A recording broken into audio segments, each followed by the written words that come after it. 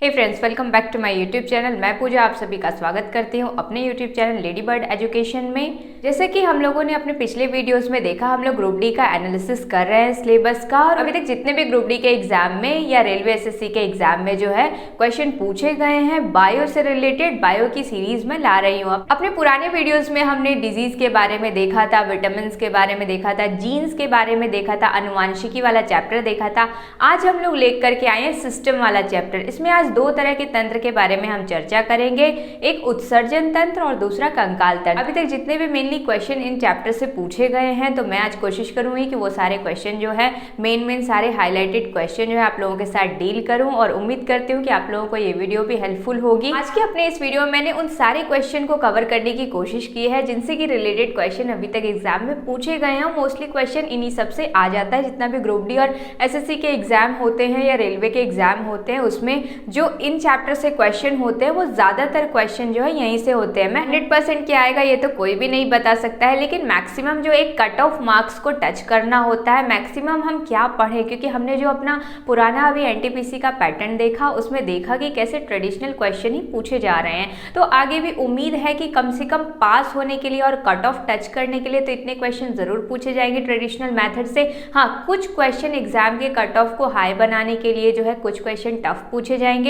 तो वो सिर्फ आपके लिए टफ नहीं होंगे, वो सारे स्टूडेंट के लिए टफ होते हैं। तो एटलीस्ट हम ट्रेडिशनल क्वेश्चन जितने पूछे जाते हैं हम उतने प्रिपेयर करके जा सकते हैं। और जो टफ क्वेश्चन है उनके लिए हम, जिनके पास समय बचता है, वो लास्ट टाइम में एक्सपेरिमेंट करें। और जिन्होंने पहले से प्रिपरेशन कर रखी है अच्छे से, उनके लिए तो कोई प्रॉब्लम ही नहीं है। चलिए चलते हैं अपने आज के वीडियो में, देख लेते हैं कंकाल तंत्र के बारे में और उत्सर्जन तंत्र के बारे में। आज की वीडियो का नाम भी मैंने प्रचंड 50 रखा है और इसमें टॉप 50 फैक्ट्स हैं और जिसमें से मैक्सिमम क्वेश्चन जो है आपके एग्जाम में टच कर सकते हैं। और ये सारे क्वेश्चन जो है रिपीटेडली वे में जो है एग्जाम में पूछे गए हैं और कई बार पूछे गए हैं, काफ़ी इंपॉर्टेंट फैक्ट्स हैं। चलिए सबसे पहले हम देख लेते हैं उत्सर्जन तंत्र के बारे में। उत्सर्जन तंत्र, हम जान रहे हैं कि हमारी बॉडी में विभिन्न प्रकार के जो है तंत्र होते हैं, सिस्टम होते हैं जो हमारी पूरी बॉडी का संचालन करते हैं। उसमें न्यूरो सिस्टम से लेकर के लास्ट होता है आपका उत्सर्जन तंत्र। तो हम एक एक करके सारे तंत्र के बारे में पढ़ेंगे। आज हम उत्सर्जन तंत्र देखेंगे। मैंने मेन जो क्वेश्चन इसमें अभी तक पूछा गया है वही हाईलाइटेड जो है 15-20 मेन वन लाइनर क्वेश्चन लिया है, जिसमें से कि लगभग 25-30 तरह के क्वेश्चन बन जाते हैं और यही क्वेश्चन घूम फिर करके एग्जाम में पूछे जाते हैं। सबसे पहले हम देख लेंगे गुर्दे की निस्यंदन इकाई क्या है। तो नेफ्रॉन, ये क्वेश्चन कई बार पूछा गया है। वृक्क का प्रकारात्मक यूनिट जो है वह क्या है, तो वह भी नेफ्रॉन ही है। मूत्र बनता है संग्राहक वाहिनियों में। मूत्र का पीला रंग किसकी मौजूदगी के कारण होता है, तो यूरोक्रोम के कारण होता है। यह कई बार ये क्वेश्चन भी पूछा गया है। कौन उत्सर्जक उत्पाद के रूप में यूरिक एसिड निकालता है, तो गोरैया, ये क्वेश्चन भी कई बार पूछा गया है। गोरैया एक पक्षी है। नेक्स्ट हम देख लेते हैं निर्जलीकरण के दौरान आमतौर पर शरीर में किस पदार्थ की हानि होती है, तो सोडियम क्लोराइड NaCl की हानि होती है।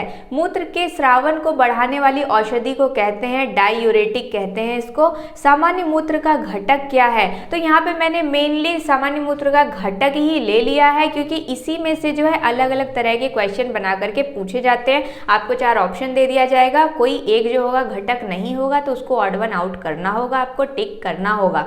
इस तरह से हम देख लेते हैं सामान्य मूत्र का जो घटक है वह 95% जल होता है, 2% लवण होता है, जिसमें विभिन्न तरह के लवण होते हैं, जिसमें सोडियम है, पोटेशियम है, क्लोरीन है, सल्फेट, इस तरह के जो लवण है। उसके बाद 2.6% जो है वह यूरिया होता है और 0.3% जो है यूरिक एसिड होता है और क्रिएटिनिन होता है। तो इस तरह से हम सामान्य मूत्र का घटक देख लेते हैं। इसमें से विभिन्न प्रकार के क्वेश्चन बना करके पूछे जाते हैं, कुछ भी इस तरह से पूछ लेता है, इसलिए मैंने वन लाइनर में पूरा लाइन ही ले लिया। भ्रूण की अपरापोषिका एलेंटोसिस किसमें सहायक होती है, तो उत्सर्जन में।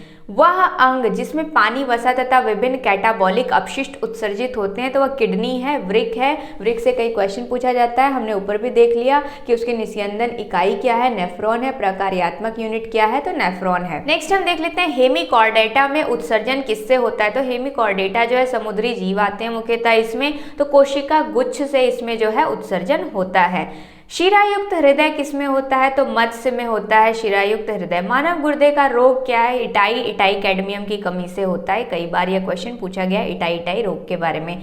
डायलिसिस से भी क्वेश्चन कई बार पूछा गया है। गुर्दे जब ठीक तरह से काम करना बंद कर देते हैं तो शरीर में डायलिसिस का प्रोसेस किया जाता है। वृक्क के काम न करने पर रक्त में नाइट्रोजनी अपशिष्ट जमा हो जाता है। तो कौन सा अपशिष्ट जमा हो जाता है? नाइट्रोजनी अपशिष्ट। यह भी कई बार क्वेश्चन पूछा गया है। मेली जो उत्सर्जन तंत्र से क्वेश्चन पूछा जाता है, मूत्र का घटक है, निर्जलीकरण है। पीला रंग किसके कारण होता है? मूत्र का। या वृक्क से क्वेश्चन पूछा जाता है। किडनी से नेफ्रॉन के बारे में कई बार क्वेश्चन पूछा गया है। तो अगर हम देख लें उत्सर्जन तंत्र का कुछ इंपॉर्टेंट कीवर्ड है, उन्हीं से घूम फिर करके क्वेश्चन आता है। तो 8 से 10 ही कीवर्ड है जिससे घूम फिर करके क्वेश्चन पूछा गया है। अगर आप उस 8-10 कीवर्ड के भी आगे पीछे 2-4-5 क्वेश्चन करके पढ़ लेते हैं तो ये गारंटी है कि एग्जाम में उसी से 1-2 क्वेश्चन तो आ ही जाएगा। अगर इस चैप्टर से क्वेश्चन टच करता है तो एक क्वेश्चन अगर पूछा जाएगा तो वो क्वेश्चन उन्हीं में से पूछा जाएगा। चलिए हम उन कीवर्ड के बारे में देख लेते हैं। रॉन है, यूरोक्रोम है, यूरिक एसिड है, मूत्र के घटक है, एलेंटोसिस है, वृक्क है, कोशिका गुच्छ है, इटाई है और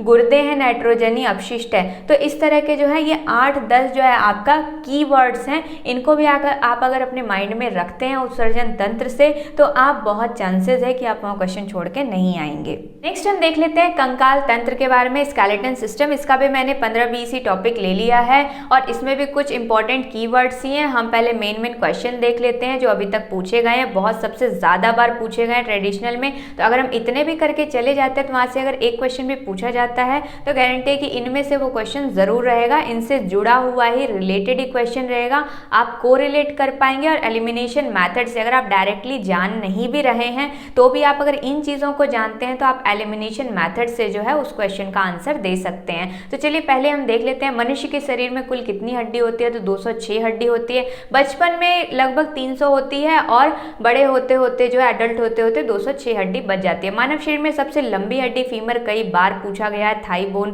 फीमर कहते हैं। मानव शरीर में कुल मांसपेशियां 656, ये भी क्वेश्चन कई बार पूछा गया है। दांतों की कठोर इनेमल परत होती क्या है? तो हाइड्रोक्सी एपेटाइट होता है। ये इनेमल के बारे में भी क्वेश्चन कई बार पूछा गया है। कौन सा दांत हाथी के गज तंत्र में बदलता है? हाथी के जो 2 बड़े दांत होते हैं वो कौन सा दांत होता है? वो दूसरा कृंतक होता है और ऊपरी कृंतक होता है।